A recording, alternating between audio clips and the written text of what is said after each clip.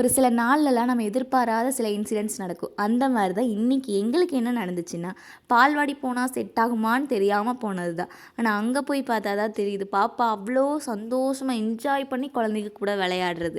4 செவத்துக்குள்ளே ஒரு குழந்தை விளையாடுறக்கோ, அதே 4 செவத்துக்குள்ளே 10 20 குழந்தைங்க ஒன்றா விளையாடுறதுக்கு நிறைய டிஃப்ரென்ஸ் இருக்குங்க. அவ்வளோ என்ஜாய் பண்ணி குழந்தைங்க கூட விளையாடிட்டு இருந்தா, தொட்டு தொட்டு பார்த்துட்டு அவ்வளோ சந்தோஷமாக விளையாடிட்டு இருந்தா. வீட்டுக்கு வந்து பார்த்தா அதை விட பெரிய ஷாக்.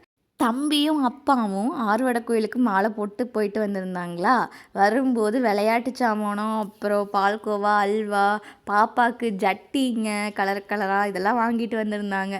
ஒரு சில வருஷத்துக்கு முன்னாடியெல்லாம் எங்கள் அப்பா எப்படா கோயிலுக்கு போயிட்டு வருவாருன்னு முன்னத்து நாள் நைட்டே வெயிட் பண்ணிகிட்டு இருப்பேன், இந்த பால்கோவா, அல்வா, அப்புறம் விளையாட்டு சாமானத்துக்காக. இப்போ பாருங்களேன், என் குழந்தைக்கு விளையாட்டு சாமானை வாங்கிட்டு வர அளவுக்கு ஆயிடுச்சு. இந்த அளவுக்கு காலம் மாறி போச்சு.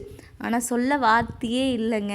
அப்பா வாங்கிட்டு வைக்கிற ஒவ்வொரு பொருளுமே அவ்வளோ ஆசையாக பிரித்து பார்க்குறக்கு அவ்வளோ சந்தோஷமாக இருக்குது. சின்ன கிளிப்பாக தான் இருக்கும், ஆனால் அவ்வளோ சந்தோஷமாக 4 நாள் அதுக்காக வெயிட் பண்ணிகிட்ருப்போம்.